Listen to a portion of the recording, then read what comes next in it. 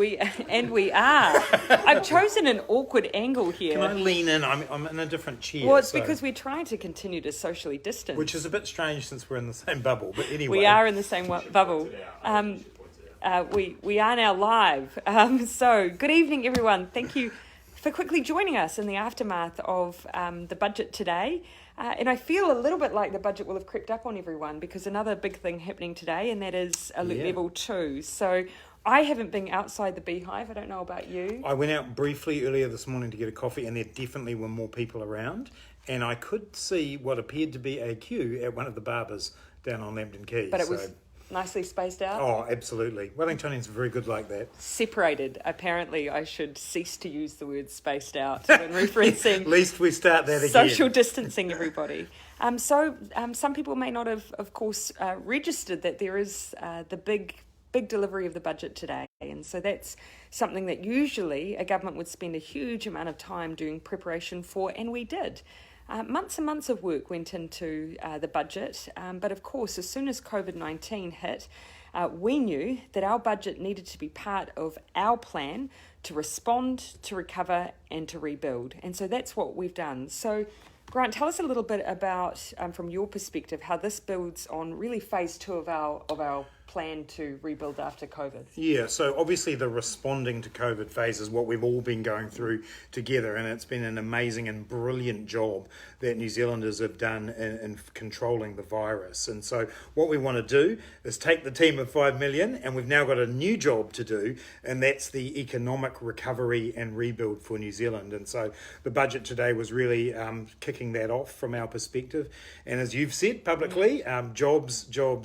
And in all seriousness, the reason why that matters is because the feedback I get from a lot of people is they're so pleased that we're being able to get the virus under control, but they know people who are losing their jobs, or maybe they've had their hours reduced. Yeah. This budget today is a plan to be able to deal with that. And so we've started off by putting money into building houses. That's a great example of an area where we've got a problem. We need more houses for people to buy and to rent and to deal with homelessness. But it's also an industry which employs a lot of people, and construction jobs are good paying jobs too as you go on through them. So the plan we put out today said, let's get people into those jobs, but let's also support people to train for them. Yeah. And so we've got free apprenticeships there for the construction industry. Exactly so we can fuel that pipeline of people that are going to be part of that. We've done that in infrastructure. We've done it really practically in the environment area, where we're actually getting on with fixing up things like fences to protect our waterways so they don't get polluted. That's good for the environment and good for jobs. So we've got a whole series of initiatives like that rolling out that are part of our plan to be able to recover and rebuild. Yeah, and part of that recovery is, of course, acknowledging that there are some jobs that we can make sure are preserved here and now. And so the wage subsidy, big part then of the budget today.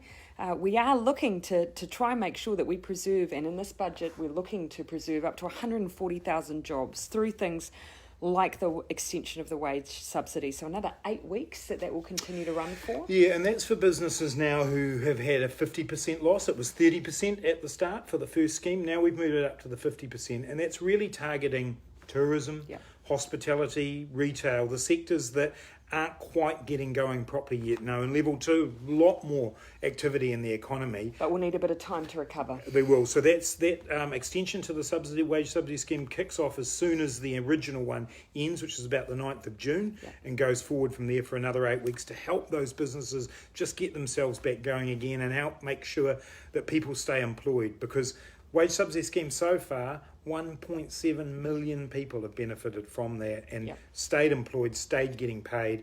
Now we're getting back to normal with level 2, and hopefully in the future level 1, we're going to be able to keep those people in their jobs, as many as we can. So the current wage subsidy runs through, for those who applied right at the very beginning, runs through to the 9th of June. Of course, it's a 12-week payment, so if you applied a little later, it continues beyond that. But we're providing that certainty that business were looking for around who will and how you'll be able to access that wage subsidy from there.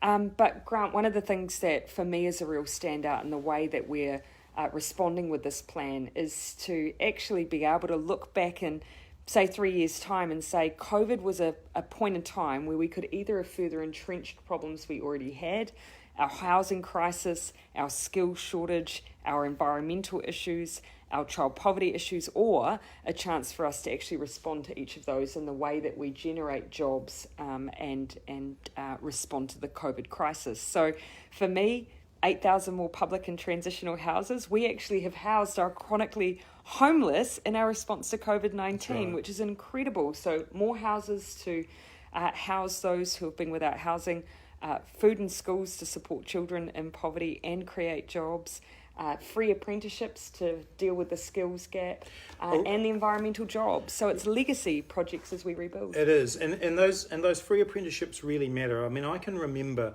at the end of the global financial crisis, or at the beginning rather of the global financial crisis, someone in my family was an apprentice. They were actually in an air conditioning installing apprenticeship, and they got laid off. And apprentices often are the first people to get laid off. Part of the funding that we've put in today as part of this plan is to subsidise employers to keep that apprentice on. Even if in the business there's a bit of a downturn, we're going to make sure that that apprentice stays in there and finishes their apprenticeship. That didn't happen to my family member. They dropped out of the whole labour market, weren't working for an extended period. So we're not going to let that happen this time. We're going to make sure that we keep people in work and keep apprentices training, because when we do recover, we need people with skills, and we can't just magic them up if we haven't been training all the way through. Any final little highlights that you want to mention? I'm trying to read everyone's feedback as I go. It's always an exercise I fail miserably at, so I'm sorry. We'll take a little glance back at some of the common questions there, and I'll see if I can answer them perhaps over the weekend. But Grant, anything in particular? I just think it's worth noting the tourism package as well, because I know that a lot of people have been really concerned that it's not just the wage subsidy scheme, it's also... And that answers you, Robbie. How we work with the tourism sector from here. So we've designed a specific recovery plan with the tourism industry, and the first tranche of funding for that today, $400 million has gone in, and that's specifically targeted at supporting businesses to reorientate themselves, maybe towards domestic tourism for a while, or maybe to another offering, and also to make sure that if there are really important tourism businesses, that we're in there supporting them to keep going. And think about something like Whale Watch in Kaikoura.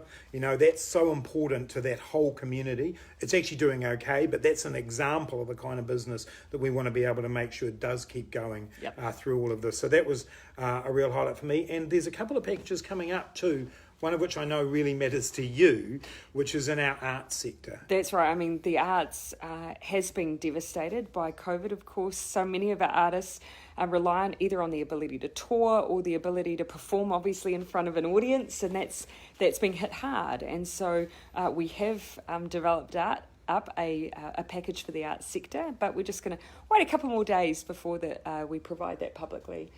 Samantha, I think it was you that just asked the question about those on lower incomes or those who might be on government support.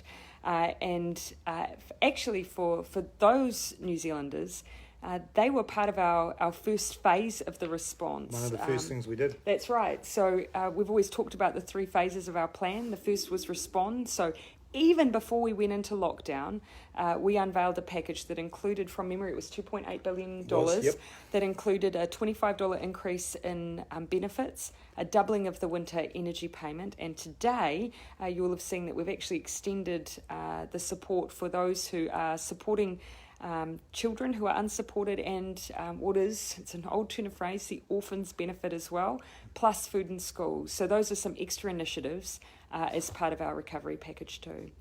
Well, I think that probably covers quite a few elements of the budget today, but do keep in mind, everyone, we have put aside a significant fund for our recovery and our rebuild. This is really, as I said, one part of our 3-part plan, so you will hear more for us.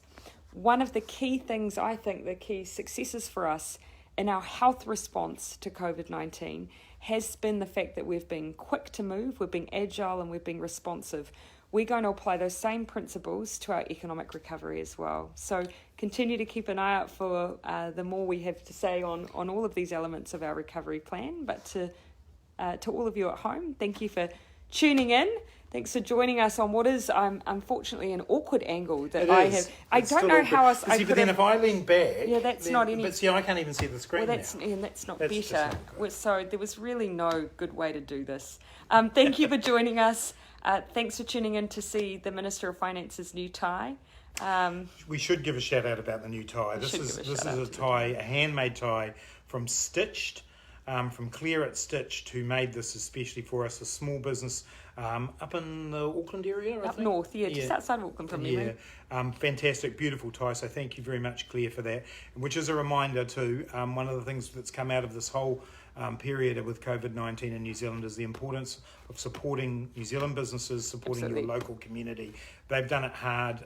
Please do get in there and keep supporting them. So when you're out this weekend as part of Level 2, safely keeping your distance from others, do shop local, support local. And well done on not staining it. Thank you. Very surprised. I think. Take care, everyone.